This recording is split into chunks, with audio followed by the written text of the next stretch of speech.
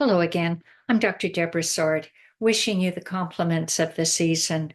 I hope for a year of peace and understanding for all, and especially good health and happiness for you. Sometimes when I have people quarreling about whose opinion is correct and whose is wrong, I use a simple, fast demonstration.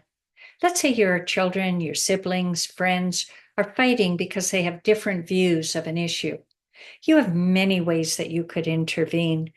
You ask them to stop, change the topic. You might side with one over the other. You have choices. Here's another option that might increase your conflict competence. Take any piece of paper that has something on one side that's different than what's on the other side. I'll use a $5 bill, for example, a grocery receipt, or a greeting card.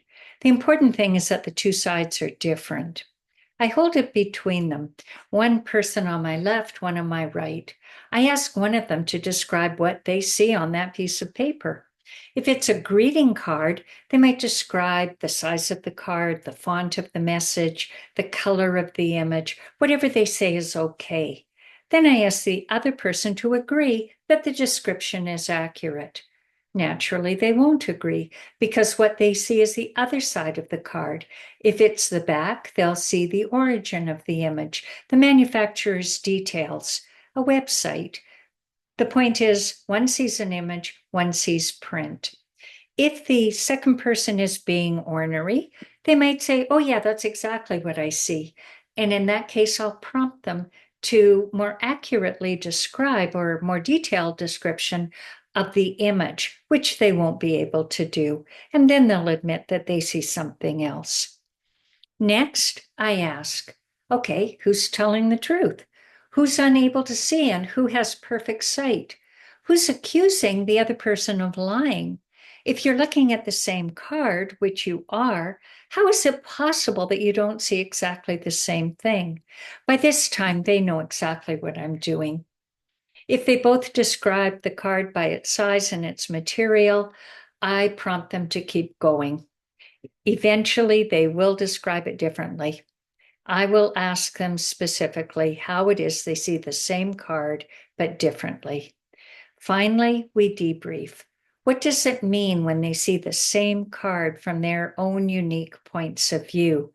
How else might they come to a shared understanding of what's on the card, other than fighting over who's correct and who has the right view?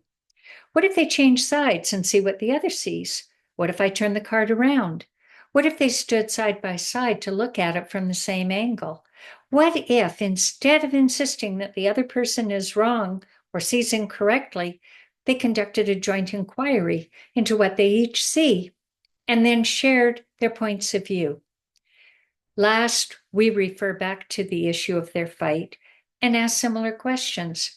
They might still not agree on who has the best opinion, but they almost always agree that each of their opinions depends on where they get their viewpoint, and where they get their viewpoint depends on where they stand. This is the time of year that many of us have greeting cards close at hand as we celebrate holidays. Maybe using the card exercise will inject some fun into the fighting. I'm wishing you the very best of the season. Thank you for listening to Conflict Owner's Manual. Please like, share, subscribe, leave comments or questions. Let us know what exercises you use when you intervene in a conflict. Thank you very much, and very best wishes for the coming year.